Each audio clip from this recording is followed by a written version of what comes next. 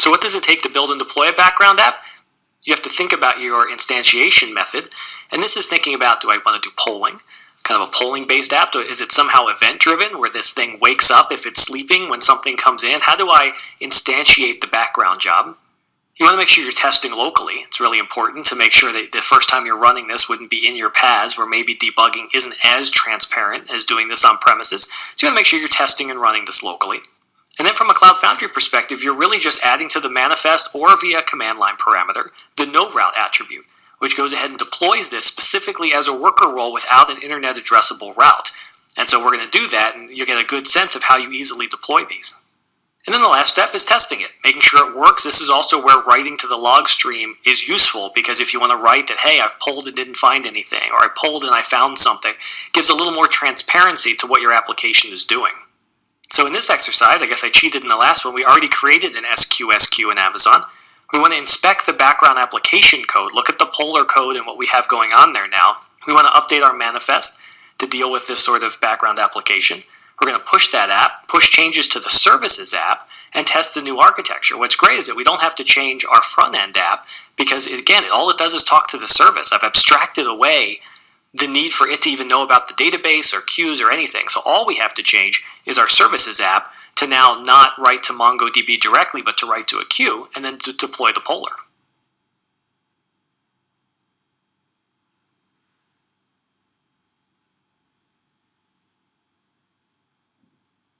Alright, we're back in our demo environment. We're going to be focusing here on building and deploying a background application. So go ahead and look in your mod3 before folder. And what you'll see now is a new application called Donation Polar. Now this is extremely straightforward, not too much to it. There's a credentials file, and so the AWS SDK, if we look at our packages.json file, one thing I've got in here is a dependency on the AWS SDK and the MongoDB SDK. And so this SDK actually looks for either a local file called credentials.json. This one has my access key and secret access key. If you remember, we also put this in the manifest of our other app. It looks for this. It looks for the environment variables. You can set this in code a lot of different ways. If you remember from our 12-factor apps, the best choice is really the environment variables, but I do want to show an alternate way that you can do this locally. The app.js file is pretty nice. All it does is walk through a very simple app. It pulls the credentials file and loads it in, creates a connection, a client from MongoDB. It looks for the environment variable for the vCap services. If it doesn't find it, it just looks at the local database. If it does, it extracts the credentials from that JSON, then goes ahead and does polling. It connects to SQS using the URL you'll find from the AWS console. I tell it how long to wait, kind of a long polling, how many messages to pull, and then I receive the message. Now if there's nothing there, and it just waits for the next cycle. If it does find something, and you'll see I'm logging, so I can see things that I'm pulling or not.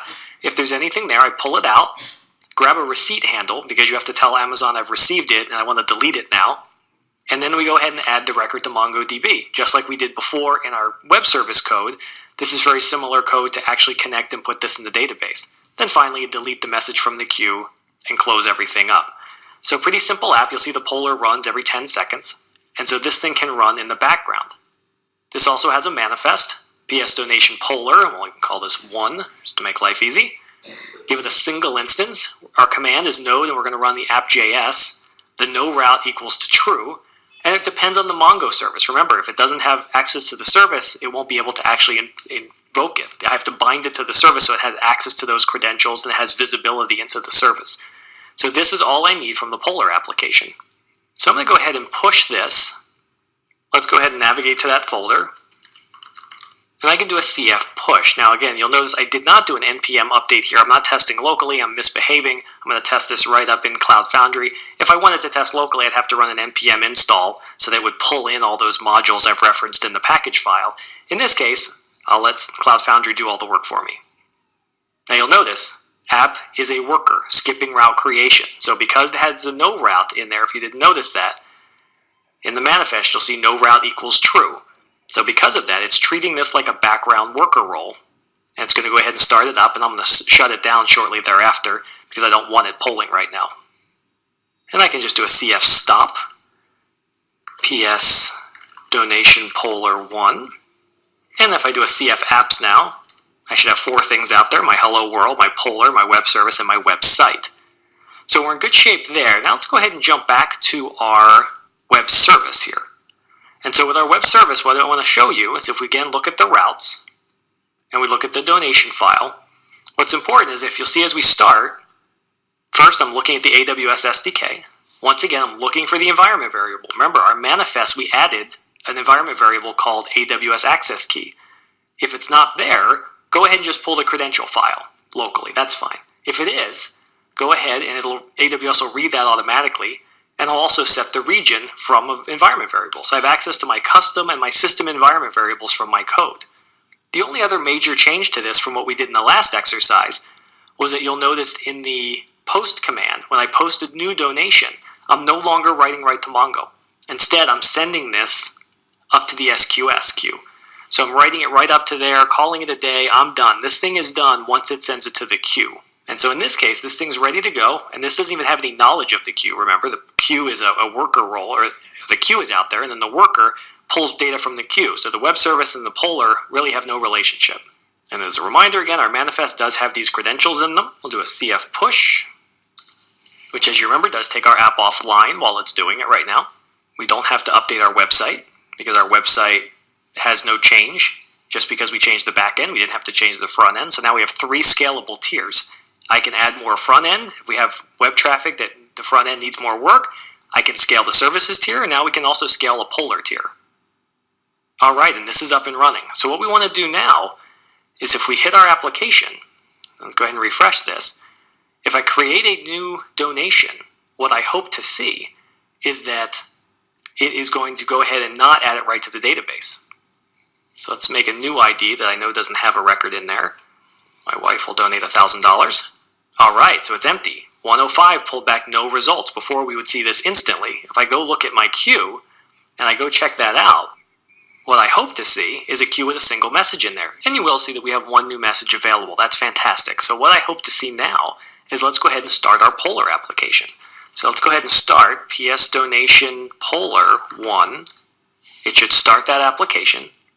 And almost instantly, I should see this message get added to the database. So let's refresh this. And there she is. There's the donation. Now let's look at the logs and prove that that actually polled as we expected it did. So let's go CF logs, PS donation poller 1. And I don't want the tailing logs as though that could be interesting. Let's go ahead and just pull the recent logs. What we see is there's my message. Queue record retrieved from SQS. I'm seeing it starting. I'm seeing it's polling. As you can see here, adding record to MongoDB, record added, deleted record from queue, all this sort of fun stuff. So I'm seeing that record constantly get added.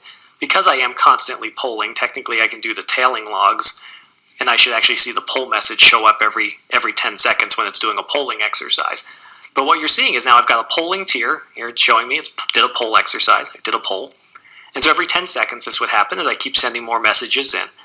But we've got these separate tier now. We saw that we could push messages from the UI.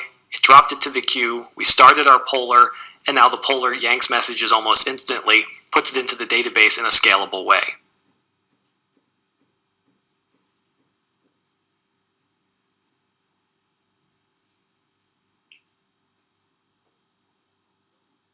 Alright, so we just had some fun with using environment variables, doing background worker jobs, and now we've got a pretty cool application that's a multi-tiered app. It's got multiple scalable layers, but as we think about updates, right, we're not building static applications. We're building apps that are going to update all the time. And so as we think about updating, we really have a couple of strategies, right? Kind of the standard approach where the application goes offline during an update. You know, that's fairly traditional. You can try to plan for it. You roll forward on a failure. Right, so the only way I recover from failure is really to do another deployment. I don't have anything to fall back on. I continue to roll forward and deploy another update. It's relatively simple. You know, it's a CF push. I accept that there's a little downtime. There's no real sophistication I have to worry about, but it's fairly disruptive. So the end user is going to see a hiccup during processing. It's something that's not ideal. When we think about this blue-green sort of deployment model, what this means is I have dual environments. I've got something where I'm actually switching between the new version and the old version. I can roll back on a failure because I've got the previous environment up and running, and I'm swapping them. I'm really hot swapping environments so that there's virtually zero disruption to the end user. It's more complicated. Not much. We're going to do an exercise. We're going to have some fun with this. but it's a little more complicated. But the benefit is there's no disruption. So your end user really sees a zero downtime update, and I'm able to make pushes to changes to different tiers. I can do all of this without having to schedule time to take it offline or potentially disrupt users in a time zone I didn't realize, or whatever it will be. So this sort of strategy works in all sorts of technologies, not just Cloud Foundry, but what I want to show you is how to do that here.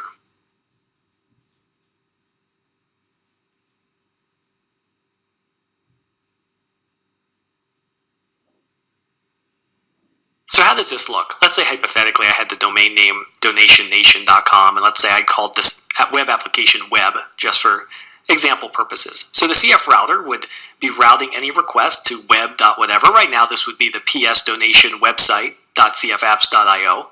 We would deploy a second app, and so this would be the new one. This would be the green one. This would have the latest bits and the changes to the app, and this would be done at a different host name or a different route, which would have, let's say, web staging in it, hypothetically, in the name. Now, at this point, all the traffic is still going to the blue app, right? The blue version is still getting all the primary traffic.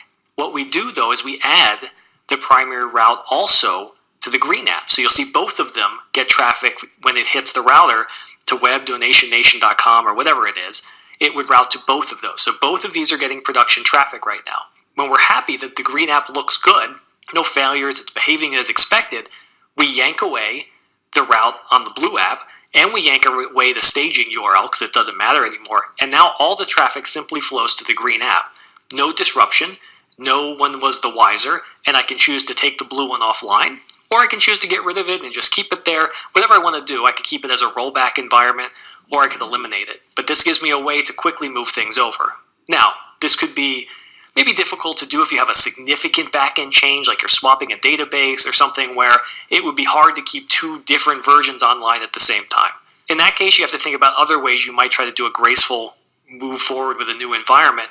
But in a case where I'm making some changes where I don't have to, I can tolerate having two different versions live at the same time, this actually works really well. So let's do this. We're going to go ahead and do a blue-green deployment. We're going to make a change to our application, our front-end application, the Ruby app.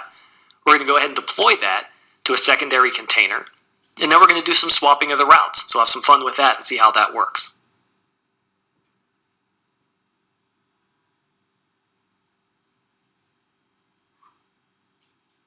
Alright, we're here in our demo environment. Now I'm going to mess around with some of the blue-green deployments and look at how we do these no downtime updates. We've already got the version 1 of the app running. We can see in our environment right now that if we go and hit our page, we can see that we've got the ability to go home and see things, we can make donations, we can do all sorts of things here, and that works great. So let's say we want to make a change. What we want to do is actually change the background color. Let's be silly with that, something really obvious. And so because we're not actually making some significant changes, you'll find this in the mod2 directory, the one we did before. Let's mess around with that version of the donation web application. Go into the app folder, and we want to go into views for this MVC application. Let's go into layout. And so the application layout's kind of the overarching one. And let's go ahead and add a style to this. And let's make a horrible choice of making the background color green. Go ahead and save this. And that's the only change we're really going to make to this app. The manifest stays the exact same. So I don't have to do anything different in the manifest here because I don't want to make life difficult for myself. So this version of the app, let's keep the same except for that. So what I want to do then is let's go back to mod2, go to the before directory, and go to the web. So what I want to do here, let's be very careful. I want to do cf push, but let's do something different here. So when I do cf push, I'm going to specifically override what's in the manifest. I'm going to do ps donation website 1-stg for staging, or whatever we'd want to call it, but they should have a different name to it. Because otherwise, if I don't provide a name and I just provide a new route, what will happen is it'll just add the new route to the existing app and actually won't do any real overwriting of values. So I'm going to do website 1-stg, n gives me the new route. So I get a new name and I get a new route. This gives me an entirely different app, an entirely different URL to make sure that I'm giving it a different host name and a different application name. So PS Donation Website 1 staging is for both. This will go ahead and push this, and this should again be an entirely new app that I can now swap for my old one when I'm ready. Alright, so it looks like it finished deploying. We have a URL. You'll notice the URL is different. Let's do a quick CF apps, and let's prove we've got some different apps here. Great, so we've got PS Donation website and staging, both as different apps. Let's go ahead and hit that in the browser.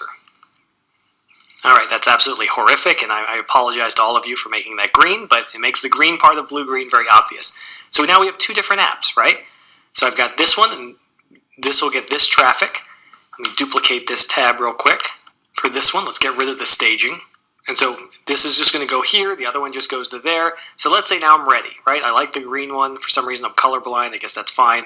I want to go ahead and make this one, I want to have the traffic to this URL go to both applications. So how do I do that? So back here with the CF tool, what I want to do is I want to do CF map route, and I want to say PS donation website 1 staging, and the domain is cfapps.io. I want to point to the host PS donation website 1. So what I'm saying here is I'm going to map the route of this particular app on this domain to this host name. So now this host name will map to both of them.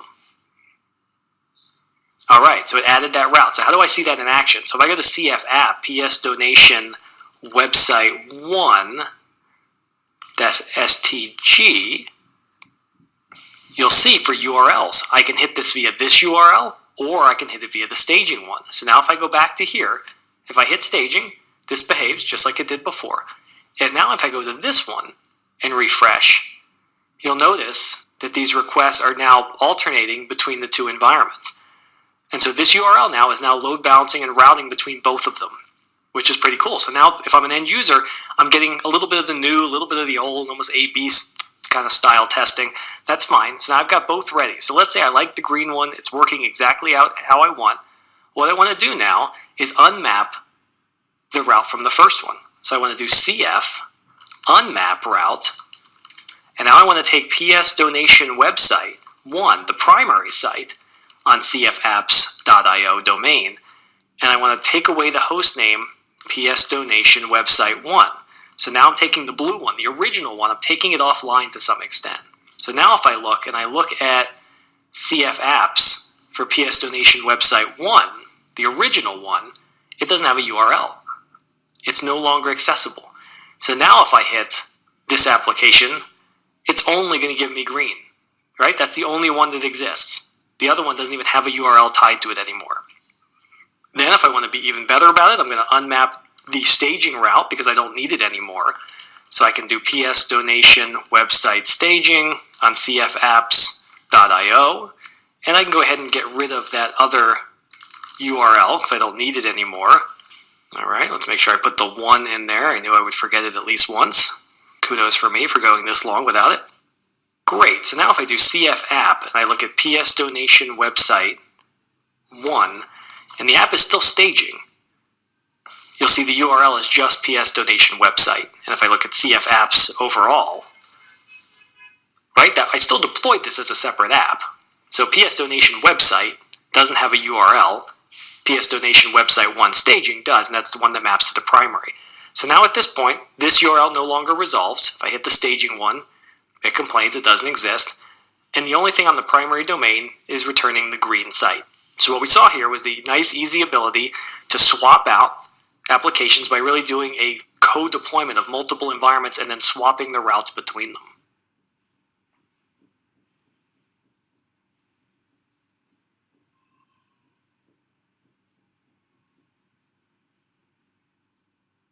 We just looked at blue-green deployment and the idea of being able to do node downtime updates, and as we think again of how do we keep leveraging a PaaS, how do we take advantage of what a PaaS offers us.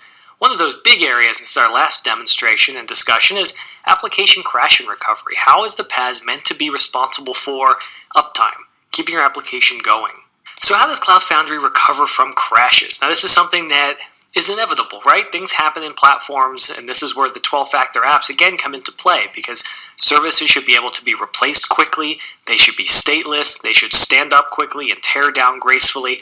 All of these come into play as we think about a PaaS. So how does Cloud Foundry do it? Well, Cloud Foundry is responsible for app availability.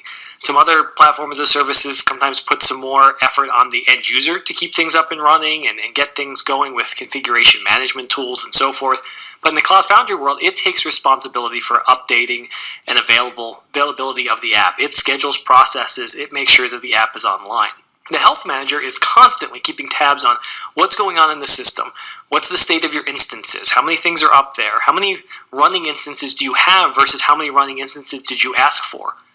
When it finds a discrepancy in that, which is going to happen from time to time, right? There's an application crash, something goes wrong. The key is when it detects that discrepancy and it sends the message out, it tells the cloud controller that something's wrong, and the cloud controller will go ahead and deploy new instances. That's extremely important. It uses a very fast instance redeployment technique. Because it's got that cache in the blob storage, it's got the droplet already kind of cached up and ready to go, it's able to take that, deploy new instances, get them online very quickly. The Pivotal team has written some pretty cool blogs and case studies about getting this stuff stood up, and they've seen the ability to scale up to hundreds of instances in 100 seconds, being able to restore 40 crashed instances in 60 seconds. This sort of automatic fast recovery is extremely powerful and actually a really exciting part of what a PAS can offer you, which is this fast automatic recovery from failure where you're really none the wiser. You can go look at logs later and see what happened and try to diagnose it, but in the meantime, your app didn't go offline, right? That's the real valuable part of this, is you're not stuck not only trying to figure out what the problem was, but get your app up and running. In this case, the app goes back up online, and then you can go trace and see what might have caused the unexpected crash. So here in this last demonstration, we're going to mess around with application recovery. We're going to change our application so it has a kill switch, so that if you trigger a certain scenario, it'll actually cause the node application to crash. And we'll go ahead and deploy that and make that change. Then we'll scale up to a number of instances. We'll send in a normal request, and then we're going to go ahead and initiate a crash. And we'll watch what happens and how Cloud Foundry recovers from that.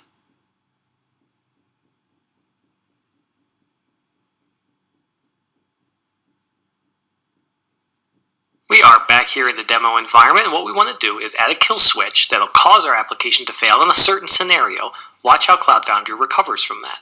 So I'm here in Mod 3 before Donation Web Service, our Node.js application. Let's go ahead and open up the routes, go to the donation.js file, and what we want to do is when somebody does a GET request, so we're in the router.get command here, before it goes ahead and does anything from MongoDB, what I want to add is a little kill switch, and I want to say specifically if the donor ID coming in is equal to 925, just picking a random number that we know can cause a kill.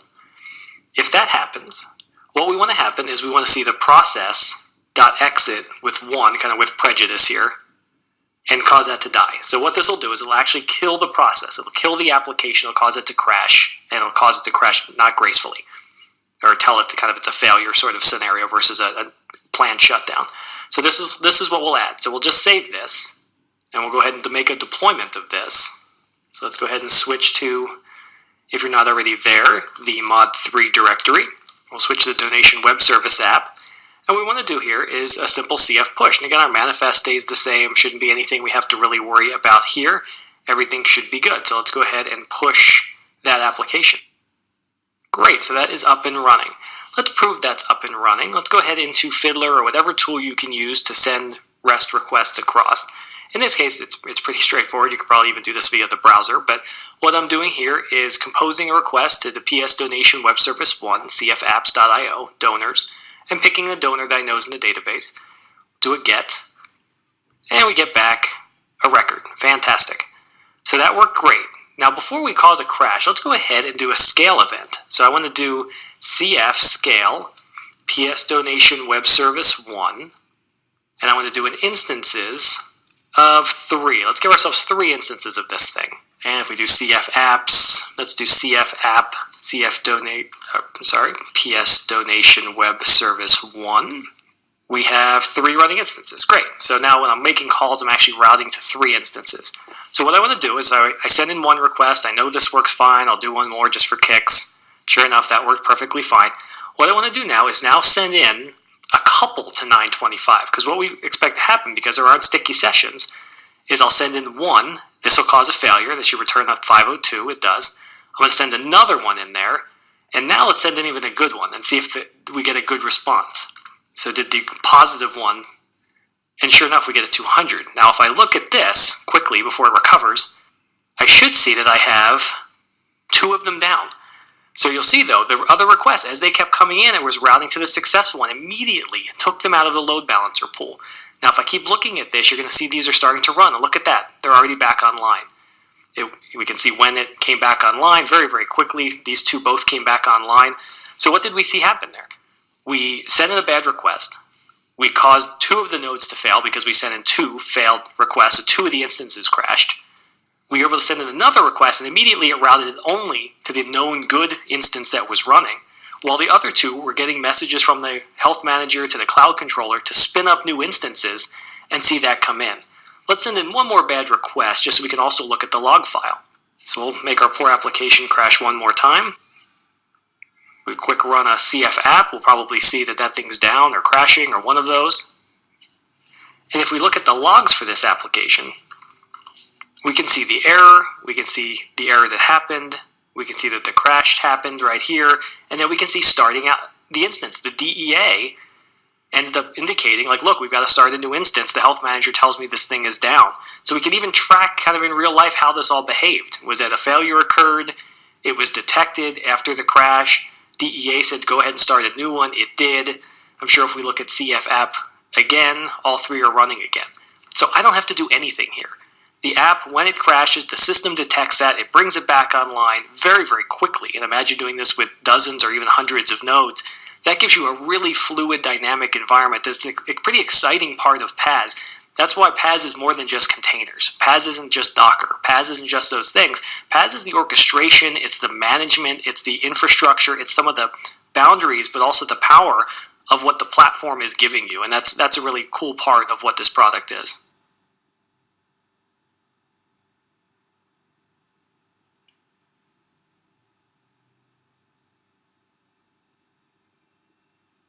So in this module, we did a few things as we looked at more advanced scenarios around Cloud Foundry. We talked about environment variables and being able to store those both in manifest, set those in the command line, and that our application has access to them so that I can have the environment kind of tell the application about the world and tell it about the values that matter so my application doesn't have to hard code things or even pass in configuration files.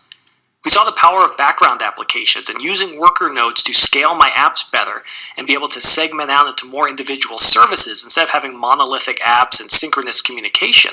I can use background apps for more asynchronous processing and better scale. No downtime updates is a pretty cool situation where I can do these sort of multi-environment swap scenarios where I can make sure that, look, I can deploy a very highly available web application and even swap this thing out when I make significant updates.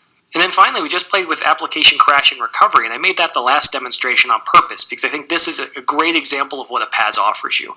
As we summarize this course, Cloud Foundry has a very healthy, vibrant community, a bright future as we think about next generation applications, where we should run those, how we should design and scale those, and Cloud Foundry is a fantastic tool for that. If you're looking at standing up your own Cloud Foundry instance, look at Bosch, B-O-S-H, the tool chain there for actually building and maintaining Cloud Foundry itself. Pivotal puts that Cloud Foundry roadmap in public view. You can see that, you can contribute, engage, learn, embrace what PaaS has to offer. As this product continues to evolve, and it will, as it supports more types of containers, as it offers more types of services, it'll simply be even more powerful. And so hopefully your understanding from this course will help you feel comfortable with the architecture, how you interface with it, how you use the command line interface, how you should design your apps to best fit in a PaaS.